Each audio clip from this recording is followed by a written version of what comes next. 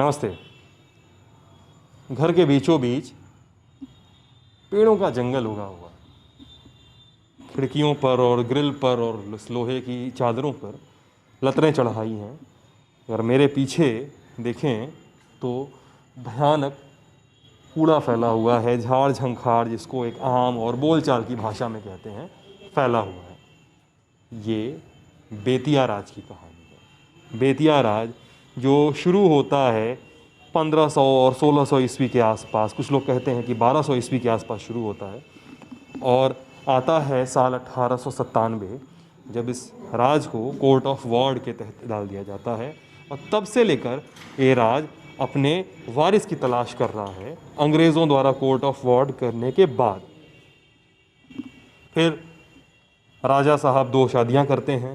राजा साहब की रहस्यमय मृत्यु होती है। फिर जो ख़जाना है और जो एसेट्स जहाँ रखे जाते हैं, सोने चांदी हीरे जवाहरात रखे जाते हैं, सोने से जड़ी साड़ियाँ रखी जाती हैं, वहाँ पर एक चोरी होती है जिसको एशिया की सबसे बड़ी चोरी कहते हैं। फिर ये धूल खाए जंग खाए कुछ फर्नीचर्स आते हैं, कुछ लोग आते हैं, कुछ टूटे और दीमक लगे कुछ अलमारियाँ आती हैं, जो एक कहानी कहती हैं एक राज की जिसने अंग्रेज़ों के साथ मिलकर अकूत पैसा बनाया था, ऐसा कहते हैं।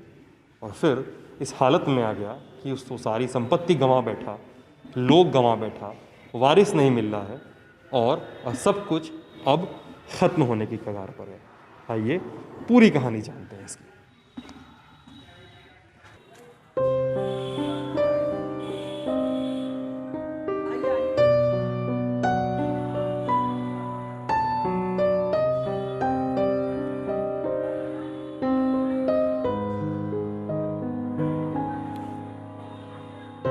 ये धूल खाई धुंधली तस्वीर एक बीती और खंडहर होती रियासत की कहानी कहती है। बेतिया राज की कहानी। जानकी कुंवर इस रियासत की आखिरी महारानी थी। चर्चा है कि इन्हें साजिशन पागल करार दिया गया। एक रियासत जिसने विद्रोह किया तो ईस्ट इंडिया कंपनी के सामने आत्मसमर्पण करना पड़ा। फिर अंग्रेजों के साथ मिलकर अकूत पैसा बनाया।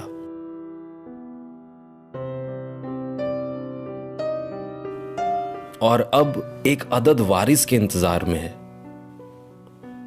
शाहजहां के काल में पहली बार राजा बने उग्रसेन, बेतिया राज के पहले राजा। साल था 1629, लेकिन रियासत पहले से रही आई थी, चंपारण के राज की रियासत। और इसी बेतिया राज के आखिरी राजा हुए हरेंद्र किशोर। और उनकी रहस्यमयी मौत के बाद उनकी 2 बीवियों ने कुछ सालों तक रियासत को संभाला। साल 1897 में कर्ज में डूब चुकी रियासत पर लगे एक कानून ने इस खंडहर की नींव रखी। इस रियासत को अपना वारिस ढूंढने नहीं दिया। जानिए पूरी कहानी। नमस्ते। सिद्धांत नाम है मेरा और दी ललन टॉप की चुनाव यात्रा में, जो इसमें बिहार में है, बिहार के चंपारण ज़िले में है और बेतिया जो है इसका ज़िला मुख्यालय। और वहाँ पर हम बेतिया राज के खंडहर में तब्दील होने की कहानी आपको सुना रहे हैं। कैसे पूरा एक राज जो था, जिसके बारे में कहा जाता है कि जिसने अंग्रेज़ों के साथ मिलकर खूब पैसा बनाया, खूब अकूत संपत्ति जुटाई और एक बड़ी चोरी में सब कुछ को गंवा दिया, फैमिली की क्राइसिस में सब कुछ गायब हो गया। और हमारे साथ हैं बेतिया राज के मैनेजर विनोद कुमार सिंह। विनोद जी हैं। तो विनोद जी, आप यहाँ पे कब से हैं? हम लगभग यहाँ 2.5 साल से हूँ। बेतिया राज प्रबंधक के पद पर पदस्थापित हूँ। बेतिया राज के मैनेजर के पद पे, मतलब आप बिहार सरकार की ओर से यहाँ पे अपॉइंट किए? बिहार प्रशासनिक सेवा के अधिकारी। बिहार पर, हाँ, अच्छा, मतलब जो ये पूरा इसका रेवेन्यू जो बिहार सरकार के अंदर जाता है, तो आप उसको मैनेज करते हैं, इस पूरे स्टेट को मैनेज करते हैं। विनोद जी, ये कहा जाता है स्टेट के बारे में कि स्टेट की 1500 एकड़ की संपत्ति थी, या शायद उससे ज़्यादा की भी, क्योंकि अभी 2-3 सालों के पहले मैं खबर देख रहा था, तो उसमें कहा गया था कि इसकी कई सारी संपत्तियां कई ज़िलों में उभर के सामने आई, जिसमें सीवान भी था, सारण भी था और बिहार के बाहर के भी कई इलाके थे चंपारण के अलावा, ठीक है, गोरखपुर था, इलाहाबाद था, बनारस भी था। तो कहा गया है कि इन सारी संपत्तियों में 70-75%, 80% हिस्से पर कब्ज़ा हो चुका है और ये बात प्रशासन को पता है। तो क्या इस कब्ज़े को छुड़ाने के लिए या इस दिशा में कार्रवाई करने के लिए मैनेजमेंट के लिए प्रशासन ने क्या किया सर? देखिए, सर्वप्रथम बता दूं कि बेतिया राज की जितनी संपत्ति है वो कोर्ट ऑफ वार्ड्स के अंतर्गत है, जिसके संरक्षक माननीय सदस्य सराध्यक्ष राजस्व परिषद बिहार होते हैं। मैनेजर बेतिया राज के प्रॉपर्टी को मैनेज करते हैं। बेतिया राज की प्रॉपर्टी बिहार के 5 जिलों में, उत्तर प्रदेश के 8 जिलों में है। सारे ज़मीनों का सर्वेक्षण हम लोग ने कराया है। लगभग आज के डेट में 14,500 एकड़ इन जिलों में ज़मीन है और सर्वेक्षण के दौरान पाया गया है कि लगभग 50% ज़मीन जो है अतिक्रमण है। इसके लिए बजाबते जितने भी अतिक्रमणकारी हैं उन पर अतिक्रमण वाद दायर किया गया है और हटाने की कार्रवाई चल रही है और उम्मीद है कि सारे अतिक्रमण को हम लोग हटा लेंगे।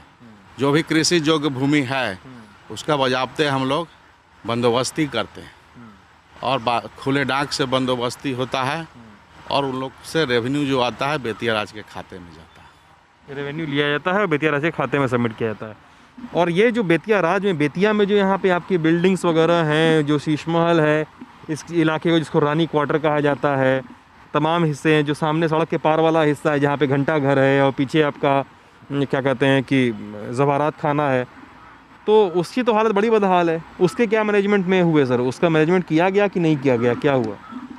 समय समय पर इन लोग का इन सब भवनों का रिपेयरिंग होता है, लेकिन कुछ बाहर कूड़ा बिखरा हुआ है, सुअर टहल टाइप की चीज़ें हैं और नज़रबाग पार्क के तरफ थोड़ा सा गंदगी है, तो म्यूनिसिपैलिटी का काम है और नज़रबाग पार्क म्यूनिसिपैलिटी को दिया गया है, उसका मैनेजमेंट म्यूनिसिपैलिटी करती है। जो आम सड़क है वहाँ पे इस तरह की थोड़ी गंदगी है, लेकिन राज कैंपस में समर्थक प्राय गंदगी नहीं है। पीछे भी लोग बता रहे हैं, जैसे पीछे बाउंड्री वॉल है, ये बाउंड्री वॉल जो जा रही है पीछे तक गई है, लोग बता रहे हैं कि पूरा जंगल उगाया है, उसको भी कहीं से मैनेज नहीं किया गया है।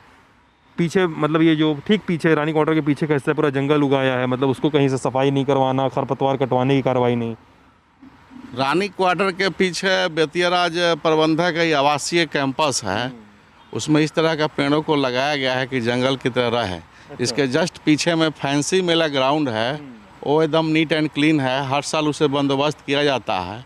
इस बार कोविड के कारण उसमें बंदोबस्ती नहीं हुई है। दुर्गा पूजा में मेला लगता है जिससे बेतिया राज को आय की भी प्राप्ति होती है, लगभग 62-63 लाख मिलता है हर साल। लेकिन इस बार चूँकि कोविड के कारण मेला लगाने की अनुमति नहीं मिली है, इसीलिए मेला नहीं लग पाया और दुर्गा पूजा भी समान ढंग से मनाया गया, जिसके कारण कि राज्य को क्षति भी हुई है। ऐसे वो मैदान काफ़ी साफ़ सुथरा है। अच्छा सर, फैंसी मेला से घटना याद आ गई हमको। 1990 में यहाँ पे फैंसी मेला के दौरान ही एक बहुत बड़ी डकैती हुई थी। डकैती क्या, चोरी कहें उसको, तो कहते हैं कि एशिया की सबसे बड़ी चोरी कहा जाता है, हमें लोकल लोग बताते हैं। अब पता नहीं चोरी का परिमाण कितना था, ये किसी को नहीं पता। क्या हुआ था उस चोरी में सर, कितना गायब हुआ था, कोई आइडिया इसके बारे में? लेकिन उस चोरी का स्टेटस, उसके केस का स्टेटस क्या है? कहा जा रहा है कि कोई भी परस्यू नहीं किया गया, कोई भी अरेस्ट नहीं हुए, कुछ भी नहीं हुआ। क्या हुआ उस बारे में, कोई भी आइडिया? इस बारे में अब डिटेल आइडिया लेना पड़ेगा, अभी तक हमने आइडिया नहीं लिया है। हम भी इस तरह का सुनते हैं कि बहुत पहले जेवरात घर था उसमें चोरी की घटना छत तोड़ के हुई थी।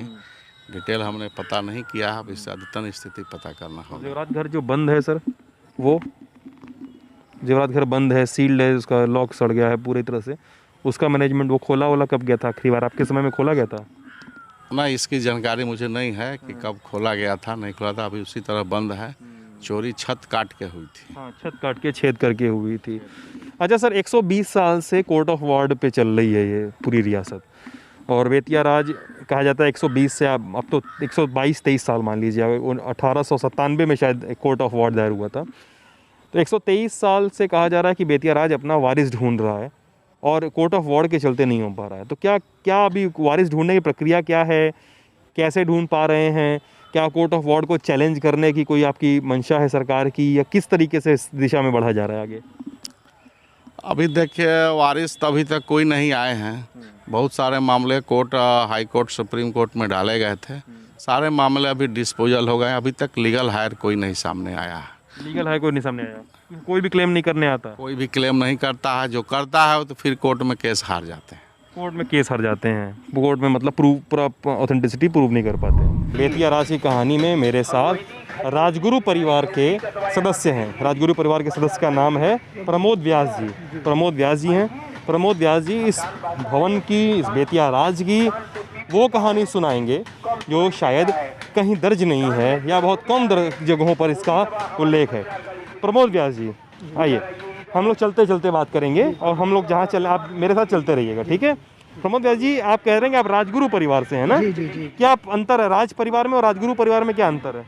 महाराजा महारानी ने अपने गुरु को रखा था, है ना। हम लोग गुजराती ब्राह्मण हुए, है ना, और उन लोगों ने हमारे पूर्वजों को बुला करके यहाँ पर रखा था, जिसके लिए हम लोग यहाँ पर आए, हमारे पूर्वज यहाँ आए। और उसके बाद से महाराजा के गुरु होने के नाते उनके परिवार के हम लोगों ने हमेशा उनका भला सोचा है। अच्छा, उस तो आप लोग पूजा पाठ करते थे क्या? पूजा पाठ और प्लस गुरु का जो रोल होता है टू एडवाइज हिम, है ना। अच्छा, महाराजा महारानी को एडवाइस करना, अच्छा, वो काम भी था। अच्छा, किस समय बेतिया राज की कहानी कब से शुरू होती है? ये मैं आपको क्लियर करवा देता हूँ अभी। और ये 1200 कुछ के हैं लपेट में, कई जगह तो 1500-1600 के आसपास लिखा वो मिलता अभी है। तुरंत मैं क्लियर करवा दे रहा हूँ आपको, अच्छा, है ना।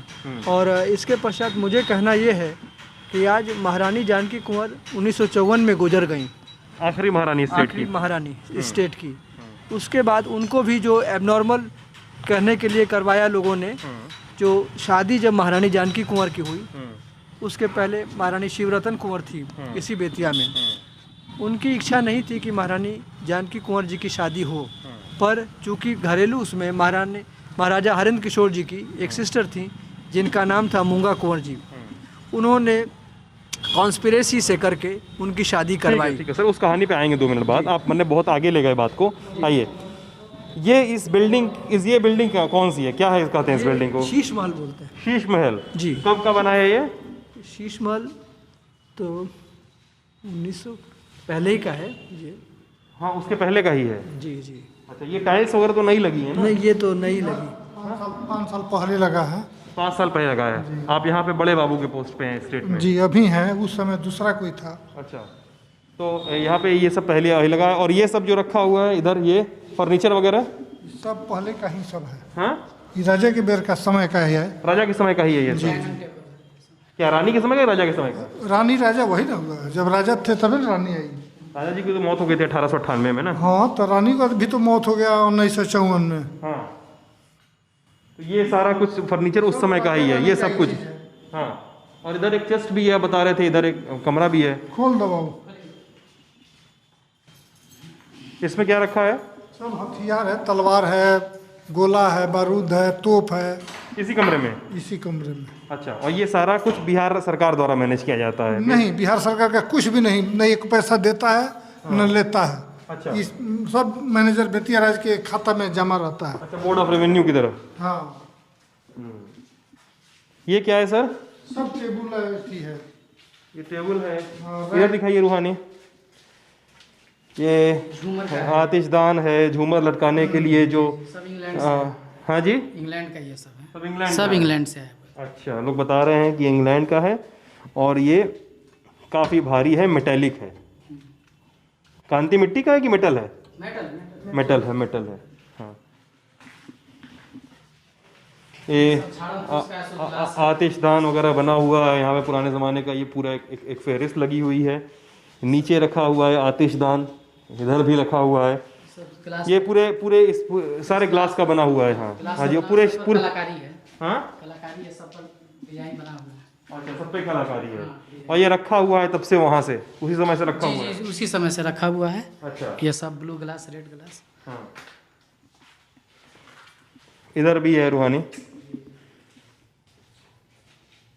उसी का इधर छोटे किस्म के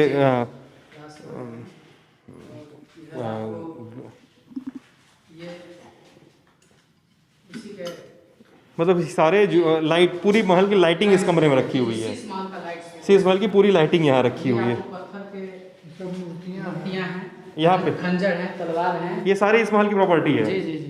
तोप है। तो एक सेकंड, अंदर एक लोग ही आइए, हाँ आप ही आइए, रूहानी को आने दीजिए।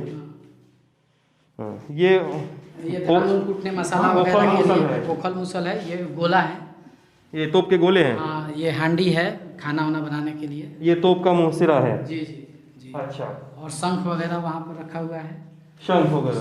शंख वगैरह है। रूहानी इधर आ जाओ, जी जी उनको आने दीजिए जी। आप। लैंप है, वो लालटेन उस समय के हैं वो सब। ये क्या है? भैंसा का सींग है। भैंसे का सींग। सींग है, सींग है। ये ग्लास वगैरह है उस समय के। जी उस समय ग्लास है। और ये सब खड़ग हैं बलि वली चढ़ाने के लिए उस समय बहुत सारे। ठीक है, ये सब आपको जो है ये सब उस समय के सारे हथियार रखे हैं। ये सब तलवार वगैरह, ये सब, ये खंजर हो गए जी। ये सब राजा का खंजर हो गया।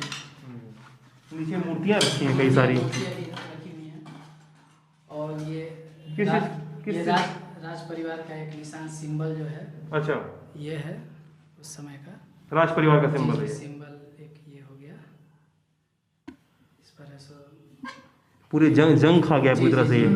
जी गंधर्व का फोटो वगैरह है। हाँ हाँ, गंधर्व का फोटो है इस पर लगा। अच्छा अच्छा। और इधर मूर्तियाँ देखनी है मुझे, मूर्तियाँ कैसी कैसी हैं। मूर्तियाँ हैं यहाँ तो तमाम पुराने किस्म के बर्तन हैं इधर, और इधर ये मूर्तियाँ हैं। शोपीस मूर्तियाँ हैं। फिर हाँ। बसहा बैल हैं।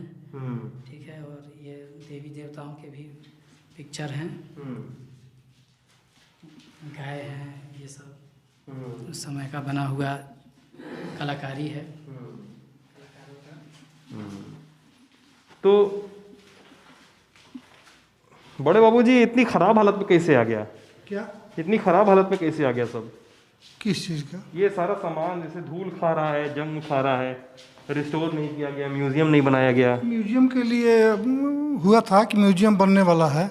अच्छा, नहीं तो अभी तो कब बात हुई? ऑफिस खुल गया है, यहाँ कोई काम हो नहीं रहा है म्यूजियम का। हाँ लेबर सब उसका स्टाफ इसी तरह पैसा उठा रहा है, हाँ। कोई काम नहीं हो रहा है म्यूजियम का। म्यूजियम में नहीं बनना चाहिए, फिर भी सफाई, साफ सफाई भी नहीं हो रही है यहाँ पे। सर सफाई तो मानते हैं कि चार्ज का चीज़ है, जब लेबर लगाया जाएगा सफाई होगा। हाँ, इधर रानी क्या है? उधर नालकी पालकी है रानी जो। और ये है सो मतलब कि उस समय सर्व किया जाता था प्लेट वगैरह में, नाश्ता पानी वगैरह ये सब तस्तरी हो गया। उसमें इस पर थालियाँ वगैरह? हाँ, नमकीन वगैरह रख करके, चाय रख करके, या जो भी है। ये पालकी है या संदूक नहीं है? नहीं, ये संदूक है, पालकी आपको अंदर है। अच्छा, ये संदूक है, खजाना कहीं ले जाने के लिए, ये कहीं से राजस्व आ रहा है, हाँ। कहीं जा रहा है, वो संदूक रखा जी हुआ जी है। उसके लिए है।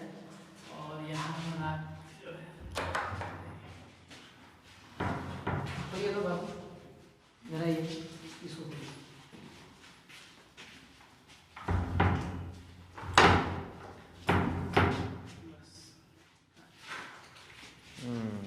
ये रानी की पालकी है। ये पालकी रानी को कहीं जाना होता था, जमीन पर देखकर बैठ रूहानी। करके अपनी जाती थी। बारिश का पानी ये सब खराब हो रहा था, इसके नीचे था चूँकि। यहाँ से बारिश का पानी नीचे गिरता है हाँ, लगातार। तो ये खराब हो गया, तो इसको यहाँ से घसका करके इधर रखा गया है। यानी बारिश होती है, पानी जरूर गिरता है, पर नहीं निश्चित खिसका दिया गया। निश्चित निश्चित, बहुत बुरा हालात में है। ये जो है खींच करके से किया गया। और बेतिया राज की इतनी आमदनी नहीं हो पा रही है, जिससे ऐसा मतलब कि भुगतान वगैरह एक बेहतर मिल सके कर्मचारियों को या पुजारियों को या किसी को, इसलिए रख रखाव में फंडिंग के कमी के कारण। हालांकि संपत्ति तो बहुत सारी है, मैंने 1400-1500 बीघा जमीन है, ठीक ना।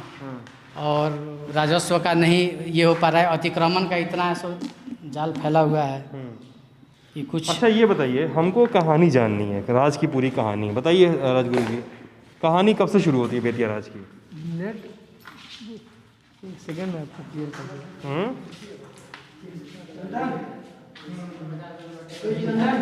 अच्छा, ये बताइए, इसके अलावा, शीश महल के अलावा और कौन सी जगह है इस पूरे इस रियासत में? 1200 1200 ईस्वी से शुरू होती है। अच्छा, अब ये बताइए इस शीश महल के अलावा और कौन कौन सी जगह हैं इस रियासत में?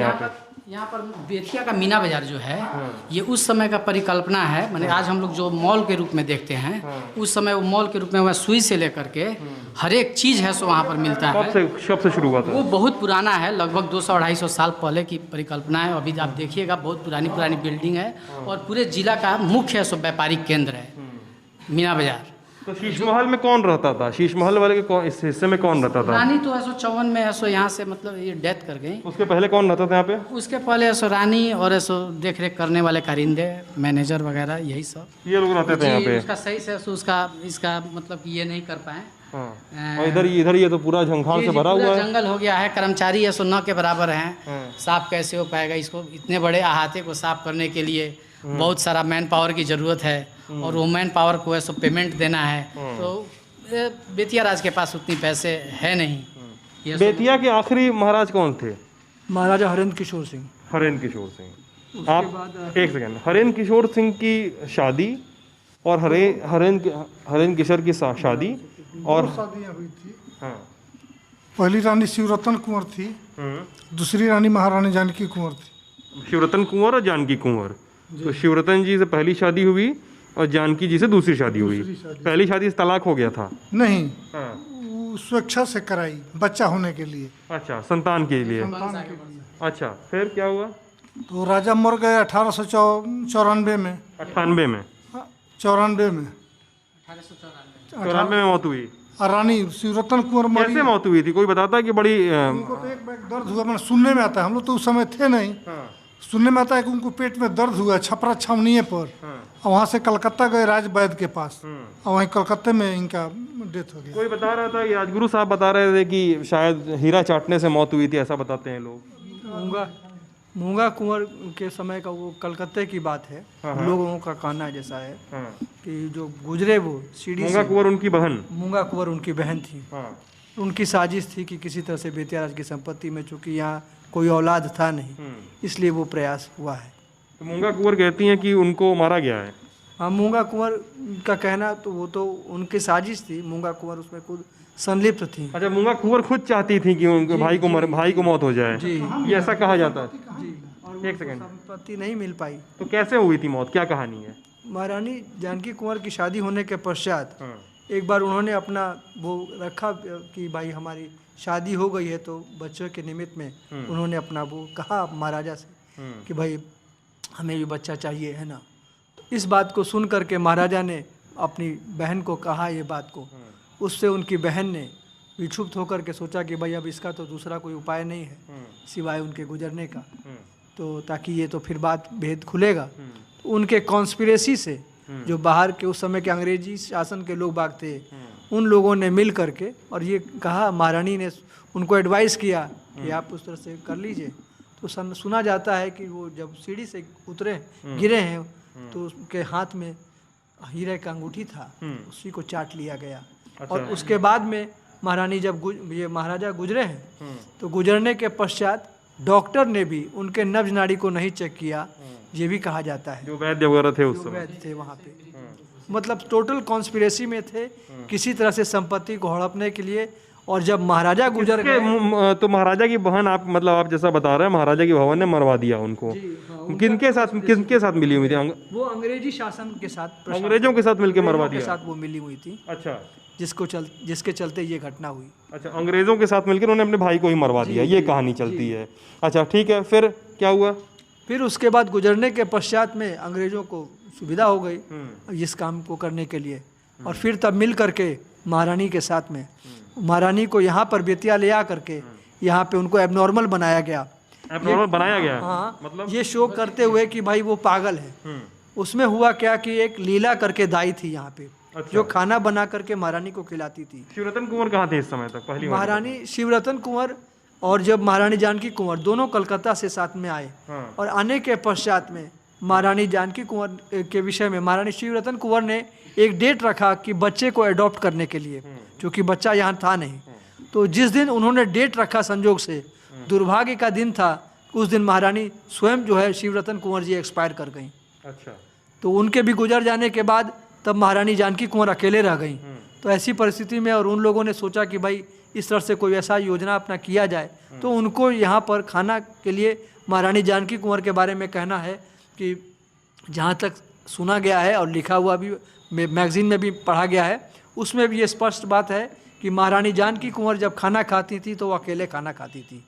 खाना मतलब उसको लीला दाई उस समय में थी और वो क्रिश्चियन थी दाई। अच्छा। और दाई जो है सो ले आके खाना उनको परोसती थी, महारानी अकेले खाती थी।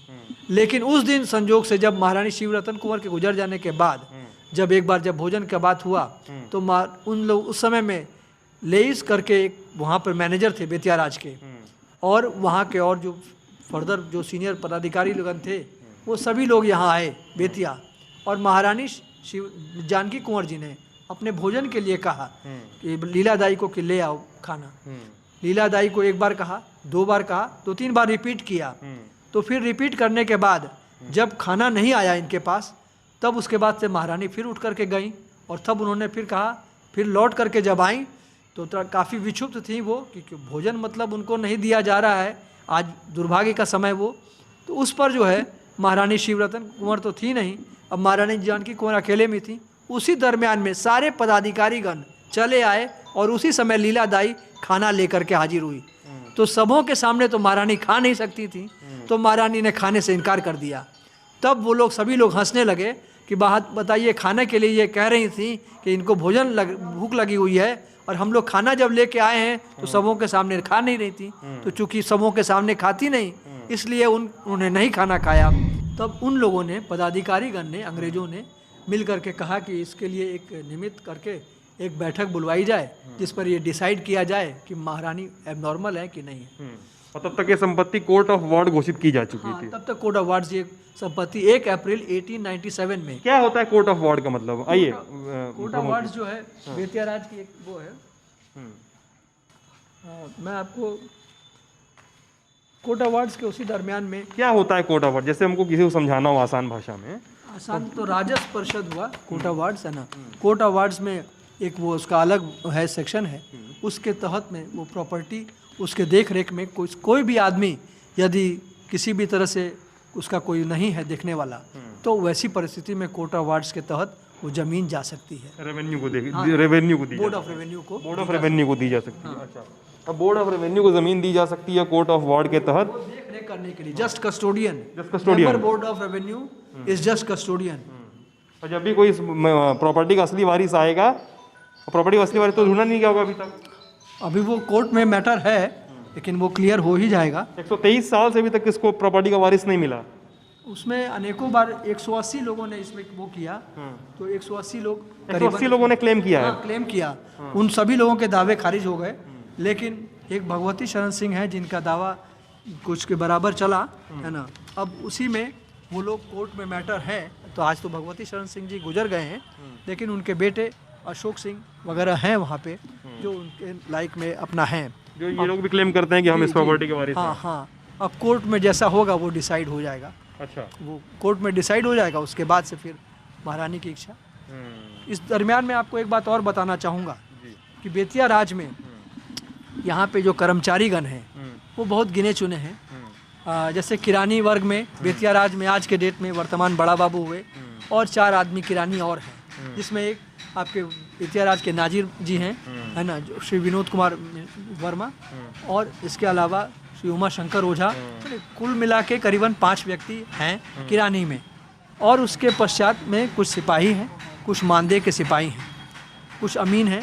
मेरा आपसे ये कहना है कि इस दरमियान में बेतिया राज के उसमें कोर्ट में, हाई कोर्ट में केस हुआ था कि बहुत यहाँ पे लेबर, आप जानेगा कि थ्रू आउट इंडिया चूँकि बोर्ड ऑफ रेवेन्यू के मेंबर वो खुद डिसाइड करते हैं कि एक लेबर को क्या मिलना चाहिए बिहार में, और उन्हीं के अधीन में आज बेतिया राज की प्रॉपर्टी है।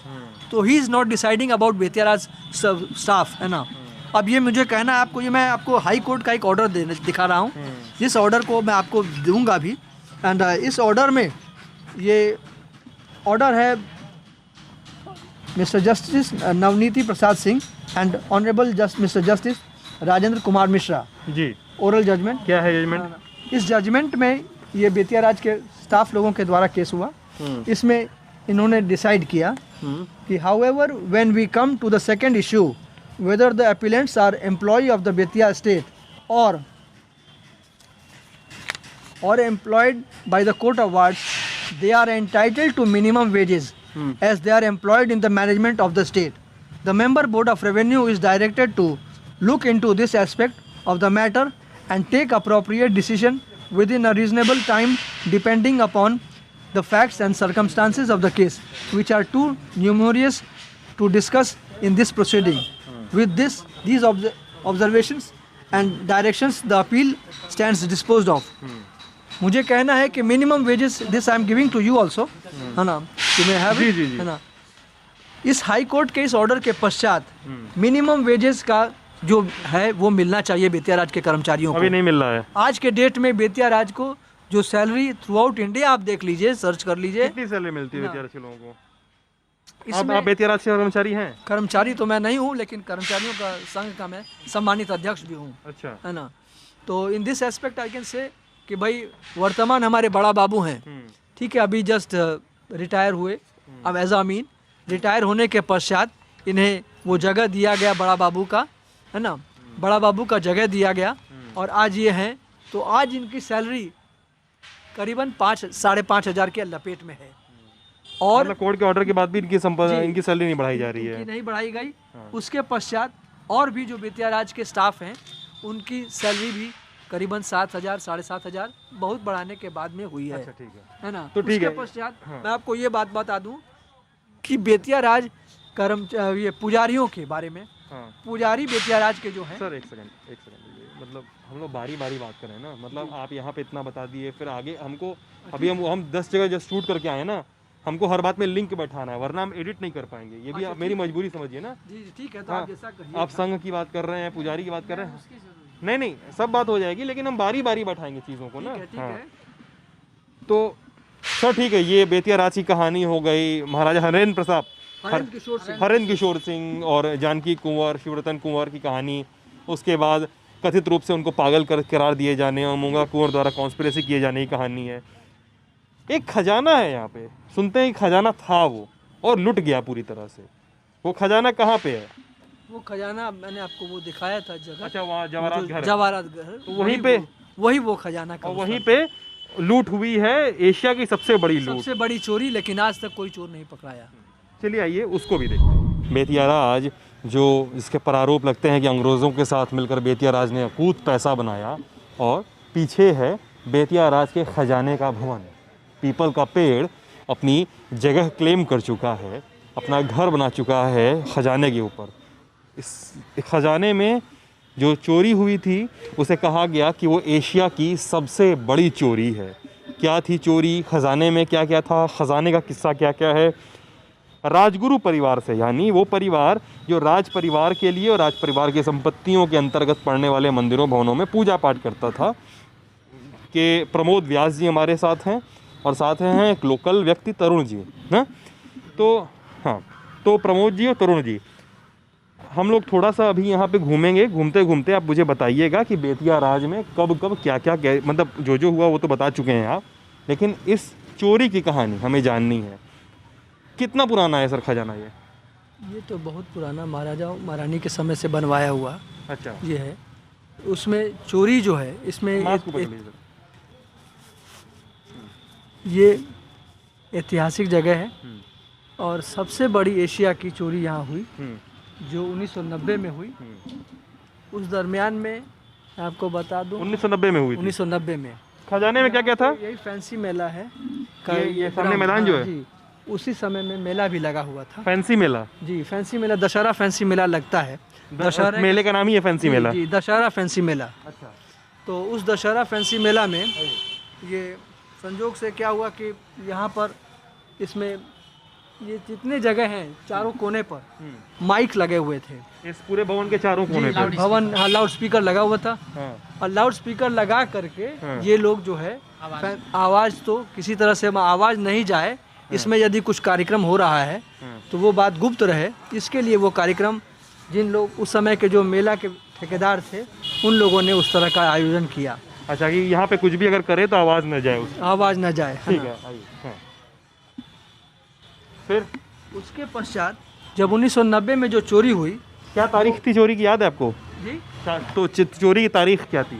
तारीख तो कहना वो देख करके कहना पड़ेगा, तारीख तो नहीं बताऊँ। 1990 में चोरी हुई, अच्छा। ये कंफर्म हूँ मैं। और दशहरा का यानी अक्टूबर, सितंबर अक्टूबर इसी दरमियान में होता है, नवंबर में इसी में। ठीक है, लेकिन वो चोरी पर आएंगे अभी। खजाने में था क्या क्या? खजाने में तो बहुमूल्य सामान, बहुत सारी सामान थी। बेतिया महारानी की साड़ियाँ थी जड़ी और हीरा से जड़ी हुई। इसके अलावा सोने चांदी की जो है और मुकुट वगैरह था। देवी देवता का है सो अष्ट धातु का मूर्ति, सोने की मूर्ति, चांदी का मूर्ति, खम्बा, गिल्लियाँ, असरफियाँ। जो उस समय जो चोरी हुई थी, उस समय मैं था 13-14 साल का, और पास में ही मेरा घर है। और ये एशिया का सबसे बड़ा चोरी हुआ था। परंतु उस समय इस चीज़ को, ठीक है, मतलब इतना सामान यहाँ पे था। हाँ, बहुत ठीक है, अरबों खरबों का, अरबों खरबों का सामान था। और ये उसका दीवार है उस खजाने के अंदर जाने का? दरवाजा हो गया, 3 दरवाजा है अंदर, 3 दरवाजे के बाद है। अच्छा, मतलब इसके बाद 2 दरवाजे ऐसे और जी, हैं। और अंदर है जी, अच्छा, उसके बाद अंदर जा सकते हैं? अंदर जा सकते हैं। तो ये मतलब ये तो लोहे की कुंडियां लगी हैं, पूरी तरह से जाम है ये तो। जाम कर दिया गया है। जाम जाम कर दिया जाम गया। कर दिया गया हालांकि चोरी ऊपर से काट करके छत हुई थी। अच्छा, कैसे हुई थी चोरी? चोरी उस ऊपर से जो छत है, उस छत को ऊपर में एसिड क्या उस टाइप का वो था, वो जो बाहर का था केमिकल, उस केमिकल को लगा करके हाँ। उसको काटा गया। और अरबों खरबों की चोरी हुई। एशिया में सबसे बड़ी चोरी हुई है। हाँ। अच्छा, एक सेकंड, जो ऊपर छत थी कितनी मोटी थी, कितने इंच की थी? वो लगभग 2 फीट से कम नहीं हो, 2 फीट से कम नहीं हो। 1 फीट मोटा है, उसके अंदर इतना मोटा चादर है स्टील का लगा हुआ, छत में भी, चारों ओर दीवार में भी। हाँ, मतलब छत है, छत के बीच में स्टील का चादर लगा हुआ है। स्टील का चादर लगा हुआ है, उसको भी काट करके तब अंदर गया सब। इस पर चारों तरफ माइक बना हुआ था, 8 अष्टजाम हो रहा था। लगातार चोरी हुई है, इसमें इससे माल ढोया गया। अच्छा, मतलब एक दिन में चोरी नहीं एक हुई? दिन में नहीं सर, 8-10 दिन रातों रात है सो यहाँ चोरी करके माल को ढोया गया गाड़ियों के द्वारा। अच्छा जी और जी। ये पता नहीं चल पा रहा था किसी को 8-10 दिन तक यहाँ पे चोरी जी, हो रही नहीं है? नहीं नहीं, पूरा इसको जो ब्लॉक करके- नवरात्र और दशहरा का मेला चल रहा जी, होगा। जी, ब्लॉक पूरा करके इस एरिया को रखा गया था। कोई भी ऐसो इधर नहीं आ सकता। हॉर्न वगैरह बांधा गया था। क्या बना क्या था? हॉर्न वही हॉर्न, अच्छा, लाउड स्पीकर, हाँ। Speaker sir. हॉर्न बांधा गया जी, था जी। कि आवाज न जाए। जी जी। और काटा किस चीज के और गया उस था? समय जो सर राजनेताओं के ये द्वारा, क्या खिड़की है उसकी? जी, खजाने उसकी की? खिड़की है उसकी। अच्छा, इसके जी। पीछे क्या है? उसके पीछे एक और है सो मोटा गार्डर है। हाँ। करूंगा, हमारे बड़ा बाबू बेतिया राज के संजोग से सौभाग्य से आए हुए हैं। ये नरेंद्र मिश्र जी। नरेंद्र मिश्रा। नरेंद्र मिश्र जी। जी, अच्छा, आप बेतिया, एक सेकंड, बेतिया राज के क्या हैं आप? बड़ा बाबू है अभी मतलब वर्तमान। यहाँ पे हेड क्लर्क हैं आप बेतिया राज में? जी, जी। हाँ, हाँ, ठीक है। तो नरेंद्र जी यही पूछ रहे थे कि इस पूरे खिड़की के पीछे क्या है? सब खजाना उसमें रखा हुआ है।